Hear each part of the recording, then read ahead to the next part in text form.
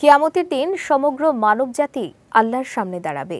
সেদিন প্রতিটি মানুষের আমল যাচাই হবে নিখুঁত ন্যায় বিচারের সঙ্গে। তবে বিচার শুরু হবে এমন ৩ ধরনের মানুষদের দিয়ে যাদের আমল পৃথিবীতে অত্যন্ত সম্মানজনক বলে বিবেচিত ছিল, অথচ নিয়তের ভুলের কারণে তারা হবে প্রথম ধ্বংসপ্রাপ্তদের তালিকায়। বিস্তারিত শেখ তাসফিয়া করিমের ডেস্ক রিপোর্টে। আবু হুরায়রা রাদিয়াল্লাহু তাআলা আনহু থেকে বর্ণিত, রাসূল সাল্লাল্লাহু আলাইহি ওয়াসাল্লাম বলেন, কিয়ামতের দিন যাদের বিরুদ্ধে ফয়সালা হবে তাদের মধ্যে সর্বপ্রথম সেই ব্যক্তি থাকবে যে শহীদ হয়েছে। আল্লাহ তখন তাকে দেয়া নিয়ামতগুলো বর্ণনা করে জিজ্ঞেস করবেন, এই নিয়ামতগুলো দিয়ে তুমি কি করেছ?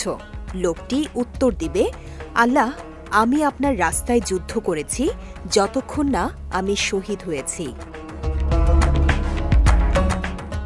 তখন আল্লাহ বলবেন, তুমি মিথ্যা বলছ। তুমি যুদ্ধ করেছিলে ঠিকই, কিন্তু আমার সন্তুষ্টির জন্য না, বরং এই জন্য যেন মানুষ তোমাকে বীর পুরুষ ভাবে। তুমি সেটি দুনিয়ায় পেয়ে গেছ, তাই এখন তোমার জন্য আর কিছু অবশিষ্ট নেই। এরপর তাকে তার মুখের উপর দিয়ে টেনে নিয়ে জাহান্নামের আগুনে নিক্ষেপ করা হবে।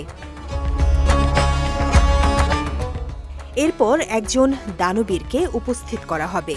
তাকে দেয়া সম্পদ দেখিয়ে আল্লাহ বলবেন, এসব নেয়ামতের পরিপ্রেক্ষিতে তুমি কি করেছ?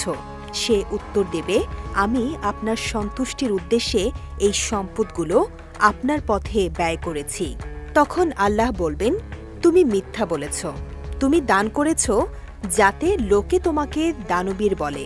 তুমি সেটি দুনিয়ায় পেয়ে গেছ, সে কারণে এখানে তোমার কোনো প্রাপ্য নেই। এরপর তাকেও জাহান্নামে নিক্ষেপ করা হবে। এরপর নিয়ে আসা হবে একজন আলেমকে, যার ধর্মীয় জ্ঞান ছিল, যা তিনি মানুষকে শেখাতেন এবং কোরআন তেলাওয়াত করতেন। আল্লাহ তখন তাকে দেয়া নিয়ামতগুলো বর্ণনা করে জিজ্ঞেস করবেন, এই নিয়ামতগুলো দিয়ে তুমি কি করেছ? তখন সে উত্তর দেবে, আল্লাহ, আমি ধর্মীয় জ্ঞান চর্চা করেছি, মানুষকে তা শিখিয়েছি এবং আপনার জন্য কোরআন তেলাওয়াত করেছি। তার কথা শুনে আল্লাহ বলবেন, তুমি মিথ্যা বলছ। তুমি ধর্মীয় জ্ঞান চর্চা করেছ, লোককে তা শিখিয়েছ এবং কোরআন তেলাওয়াত করেছ ঠিকই, কিন্তু তা আমার জন্য নয়, বরং এই জন্য করেছ যেন লোকে তোমাকে একজন বিজ্ঞ ও বড় আলেম ভাবে।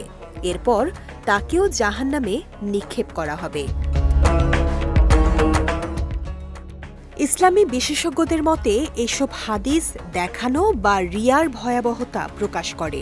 কোরআনের ভাষায় ইবাদতের মূল শর্ত হল একান্তভাবে আল্লাহকে সন্তুষ্ট করা।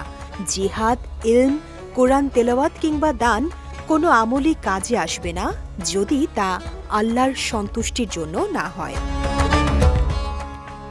শেখ তাসফিয়া করিম, বিজয় টিভি, নিউজ ডেস্ক।